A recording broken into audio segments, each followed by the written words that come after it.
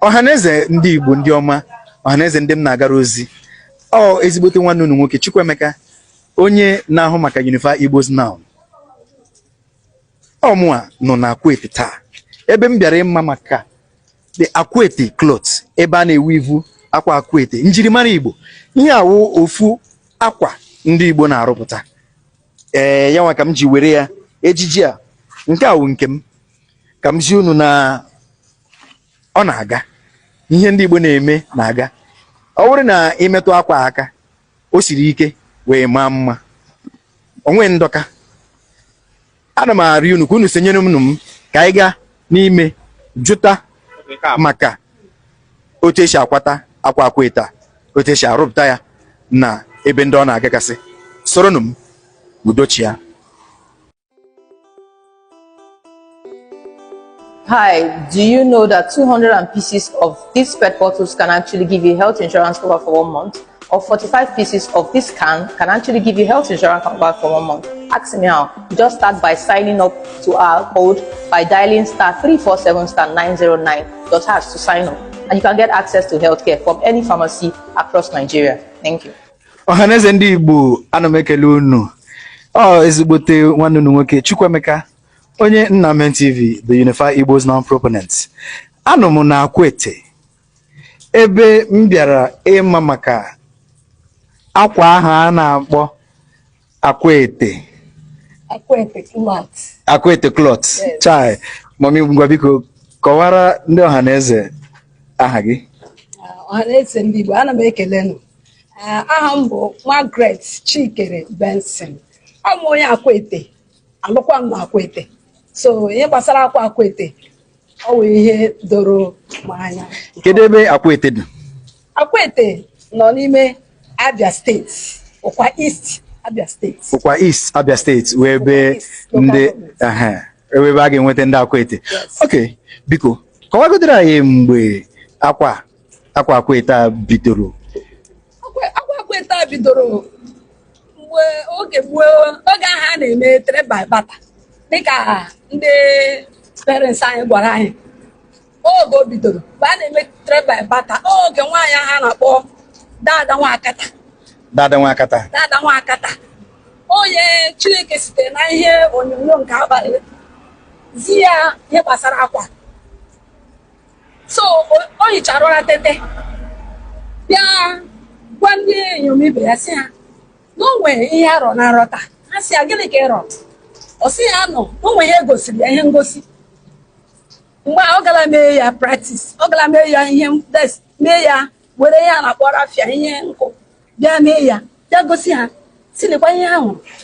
Ha sị ya yọbịa ha bịa wepụta bịa sị ha ha bịa sị ya ka ha were mgbe ha ohu ka ha na-eyi uzu ha bịa were ya mee. So ha sị oge ha na-aga 3 by bata, ha were ihe a ya were akwa ahụ gaa gosi ndị na-echi ọwụwa, ndị nwoke ndị na-eji ya wuchiela isi ụmụ nwaanyị. That time ha na-eji ya echi ọwụwa, anaghị agba ya agba mgbe ha na-echi ọwụwa. So ha garuo ahịa ihe osi ha na ha nwere ike iji ha na-emechikwa like this, si gosi ha. Ha si yes na ọ dị mma.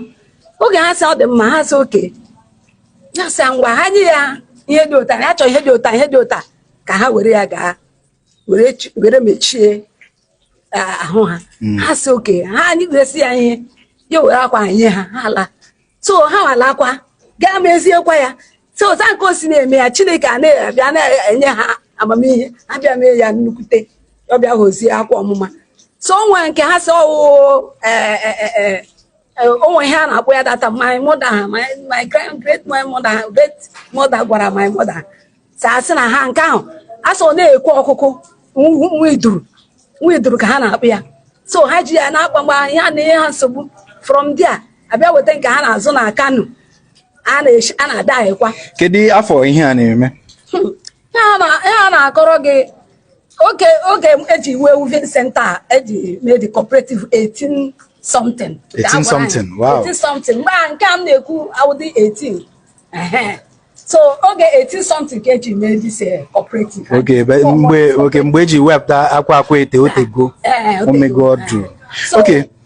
Okay, na-ekwu. So nwaanyị aha bịa otu aka o si na-eme with other women, ha bịa na-ewepụta Chinasa Chineke na-enye ha amamihe ka ha ji na-emezi ya ya ọbịa to this technology otu ahụ ji hụ ya na na-eji ya akpa design weta ya zụazie nke a na-akpọ konu after nke anyị na-eyuzu nke ha na-azụ from Kano abịa zụozie nke a na-akpọ konu now ya na ahịa a na-eji eri ya eji adụ akwa ozi nke anyị na-eyuzu now then na design thread nke silk a na-ejikwa were na-akpa anyị na-akpa na cotton konu a anyị na-akpakwa na silk ọ bụrụzie ụdị eri abụọ ahụ ka anyị na-ezizi na nke dị current Akwete Akwete cloth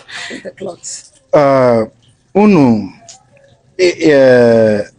nwekwere unu gakwa pass ya back to the next generation nwere ụmụazị ndị amụrụ ugbu a aka na-enwe mmasị ị na-akwadokwe akwa Akwete ọwụ ihe anyị na-agbalị now n'ihi na ọ bụrụ na anyị onwe anyị na my mother now no 80 something years 85 years now my mother na o gosiri m ya so ọkwa na mụ egosi ụmụaka m ụmụnne m nọ around ya mi so ga-anwụ so ihe anyị ji na-agbalị now agbalịsi ike na advice kwa na-enye anyị from government now si anyị na-agbalịkwa n'ezi our younger ones ke anyị amalitekwala m ana m arịọ Chineke ike aga m na-emekwa ya dịka m na senta now kachi ahụ siri m ike ịhụ na ilekwa by my side ị ga-ahụ onwe nke obere ọkwa nke ụmụaka a na-abịa a na-egosi ọ nọkwa n'aka ịkpa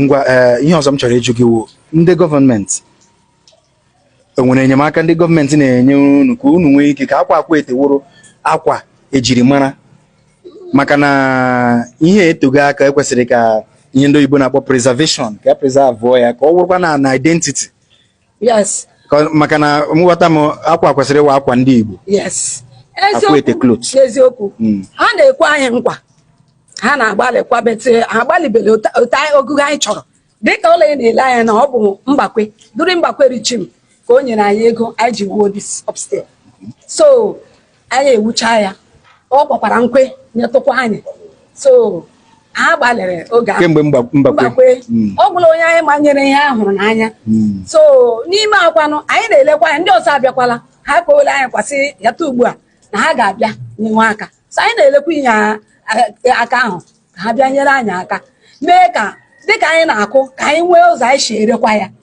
eri a ka anyị na-ahụ ha ọ ghara ịwụkwa ihe ụzọ esi enweta ya n'ihi ọ important now ngwa ihe ị ga-eji anyị ndị nke akwara akwa ndị nke ewepụtara ewepụta ka anyị hụ onwekwe nke ego anyị ruru anyị azụọ ka anyị nwee ike na-ezi ndị Igbo na ihe awa akwa ejiri mara Igbo ọ ihe bidoro na mgbe gboo anyị ga-achọ ka ndị Igbo patronize kwa akwa Akwete ngwa ga wetara anyị ji anyị oge ihe awụ akwa Akwete ọ mara mma nke ọbụla ego m ruru aga m ewe and m ga-agwakwa ndị Igbo si ha biko ihe awụ ejiri mara anyị ka anyị laghachitanụ na akwa Akwete cloth ọ mara mma leenụnụ njirimara Igbo njirimara Igbo nke awụ njirimara Igbo na-eji anyị ka anyị na-ahụ dị material nke akwa ụdịrị ọzọ nke a ụdịrị ọzọ oke tinye ihe a ka mmepe ya ka ị na-ahụ oke nwanna ngwa bịa ka ị were tụnụ maịk a jidere anyị isi na-azụ ebe a ka o jidere gị maịk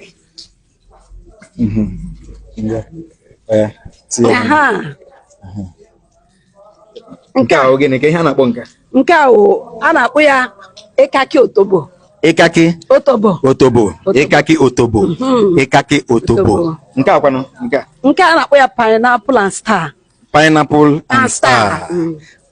and star ihe a wee jiri mara anyị ngwa nke a kwanụ nke a bụ ịkaki with epele ịkaki na epele ịkaki with draft ịkaki na epele a ga na-akpọ ihe ndị a n'Igbo maka na ọ bụ njirimara Igbo eji ya ihe Igbo rụọ ya so biko ngwa nke ọbụla ị na-eweta ka m na-ajụ gị ego ole nke ahụ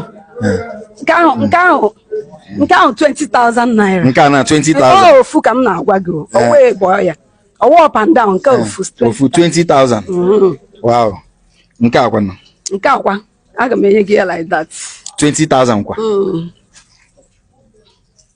nke akwa nọ nke a aha ya gịnị nke a obi dị ya obi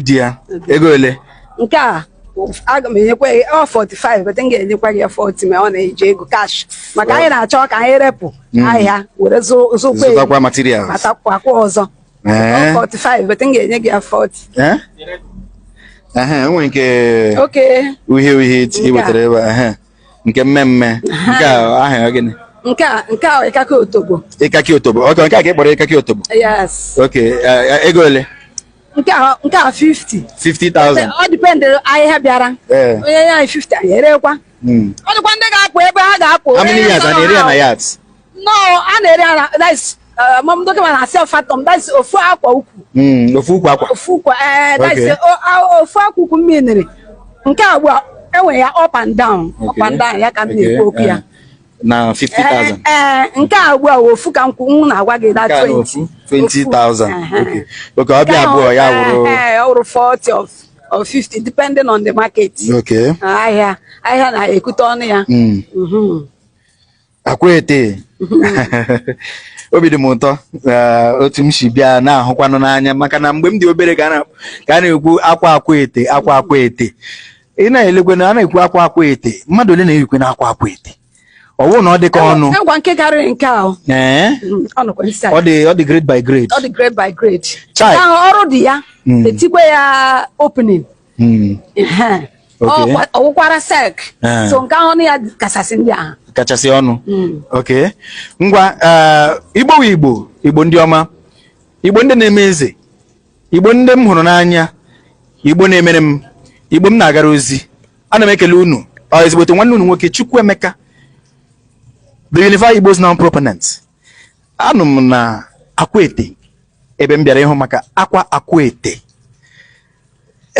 ana m arịọ dododo na anyị ga na-azụ ihe nke anyị na-emepụta ọ ya wụ na ndị Igbo adịla elu wee dịkwa ike unu ga-akpọ akara maka ndị chọrọ ịzụ Akwete akara nwanne anyị nwaanyị a ana m emere ya ihe as free promo ka o nwee ike ka ejiri kwado Igbo kwado ihe Igbo na-eme unu kpọọ ya mee na ọda nke ọbụla unu chọrọ ma ọwụ otu ọbụla unu na-esikwute ọ ga-eme ka o ruo unu aka ka ihe Igbo nwee ike na-aga n'ihu maka na ọ bụ ihe Igbo ka anyị na-eme udo dịghara unu udochia n'ala Igbo thank you akara ekwentị ya ka m ga-etinye na this screen unu na-ahụ na udo all right thank you